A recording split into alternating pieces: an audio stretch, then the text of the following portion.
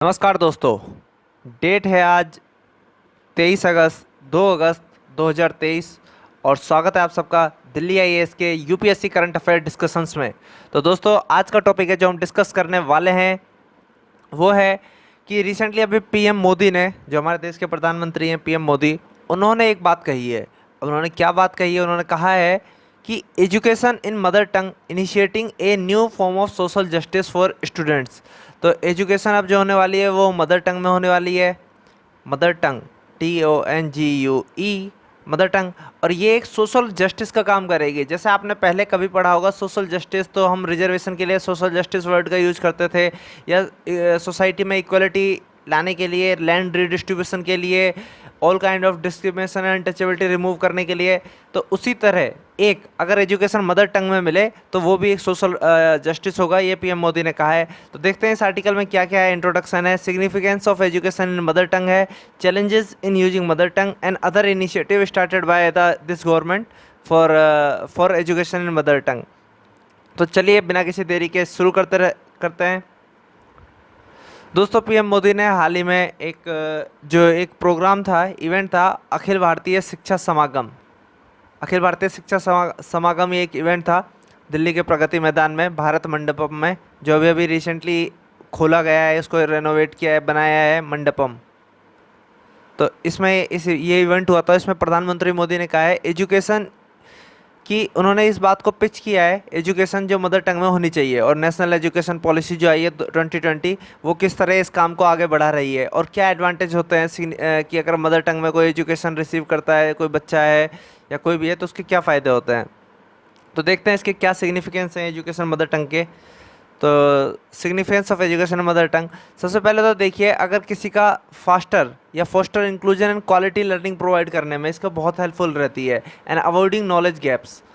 अब मान लीजिए एक बच्चा है, छोटा बच्चा है, वो बचपन से मान लीजिए हिंदी, जो जिसकी मातृभाषा हिंदी है, और वो अपने पूरी बचपन में घर परिवार वालों से हिंदी में बात करता है। सारे शब्दकोश जो उसके शब्द भंडार है, उसके माइंड में जितने वर्ड आते हैं वो सब हिंदी के हैं।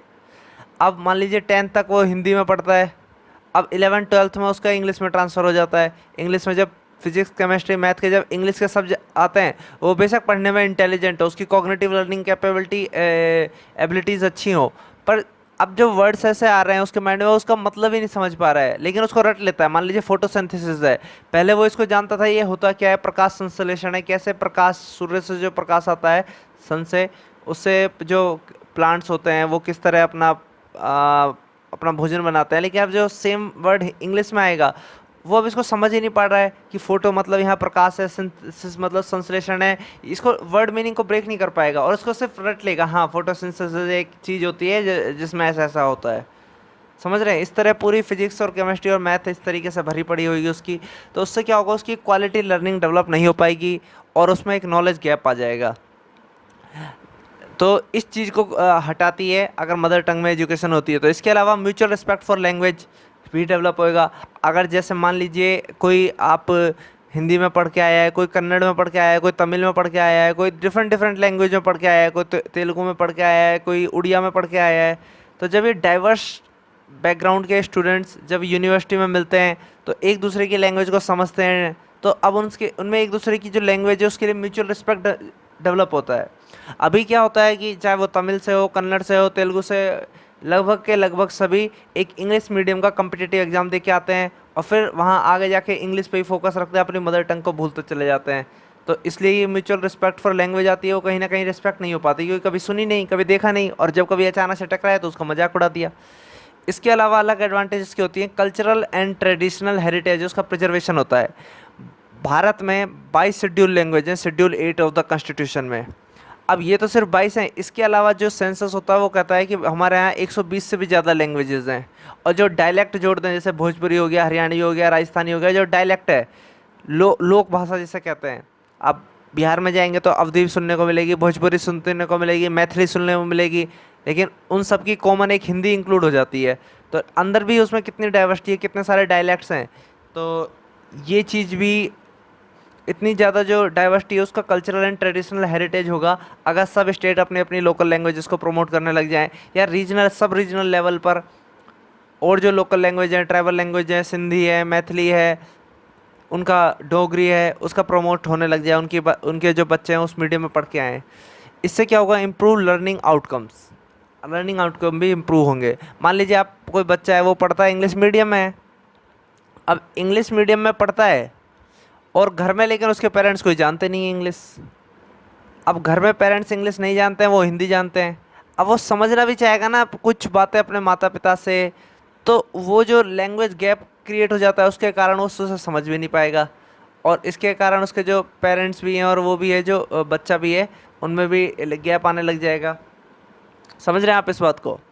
कोई मान लीजिए इंग्लिश इस मीडियम में स्कूल में पढ़ता है, फिजिक्स पढ़ रहा है, केमिस्ट्री पढ़ रहा है, या सिंपल हिंदी भी पढ़ रहा है, इंग्लिश भी पढ़ रहा है, कुछ और सोशल साइंस के सब्जेक्ट पढ़ रहा है, पॉलिटिकल साइंस पढ़ रहा है। तो अब वो घर पे जब वो सेम टॉपिक समझना चाहेगा, पार्लियामेंट क्या होती है, और उसके पिताजी जो हैं वो जानते हैं सिर्फ संसद, तो बेशक वो संसद की प्रणाली के बारे में अच्छे से जानते हैं, राष्ट्रपति और प्रधानमंत्री के बारे में अच्छे से जानते हैं, राष्ट्रपति और प्रधानमंत्री के बारे में, ये हो गया राष्ट्रपति और ये हो गया प्रधानमंत्री। लेकिन क्योंकि वो बच्चा जो अब इंग्लिश में पूछ रहा है सेम चीज़ें, तो वो उसे बता नहीं पा रहे हैं और उन्हें खुद समझ में नहीं आ रहा है। जब लेकिन कॉमन लैंग्वेज होगी, मान लीजिए हिंदी में ही हिंदी में पूछ रहा है, तो वो अच्छे से समझा पाएंगे और ये भी एक एडवांटेज होगा उसका। आगे देखते हैं दोस्तों कि चैलेंजेस क्या हैं। अगर कोई जब इतना ही अच्छा है मदर टंग को यूज़ करना, तो क्यों क्यों अब तक सरकारें इस मदर टंग में जो इनिशियल एजुकेशन है वो प्रोवाइड नहीं कर पाई हैं, और उन्होंने एक कॉमन लैंग्वेज है जो जैसे हिंदी हो गया या इंग्लिश हो गया, इसको ज़्यादा प्रेफरेंस देते हैं लोग। तो इसके क्या चैलेंजेस हैं ये देख लेते हैं।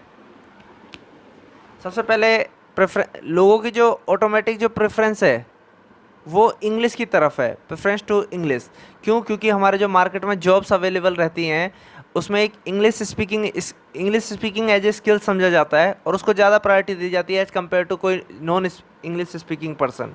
रीजन बीइंग, अगर कोई कंपनी है उसे कोई अपने फॉरेन क्लाइंट से कांटेक्ट करना है, कोई नॉन रीजनल पर्सन से कांटेक्ट करना है, जैसे कोई साउथ से आया नॉर्थ में, नॉर्थ से गया साउथ में, तो वो इंग्लिश वाला अच्छे से कम्युनिकेट कर पाएगा। और जो ब्रिटिश रूल्स हम पे करके गए हैं, वो एक ऐसा कल्चर डेवलप करके गए हैं जहाँ इंग्लिश बोलना एक बहुत ही बड़ी बात समझी जाती है। तो इसलिए लोगों की प्रेफरेंस ये है। इसलिए जो लोग, अगर किसी को हिंदी मीडियम एक स्कूल मिल रहा है और एक इंग्लिश मीडियम, तो ज़्यादा प्रेफर करेंगे कि वो इंग्लिश मीडियम स्कूल में अपने बच्चों को पढ़ाएं।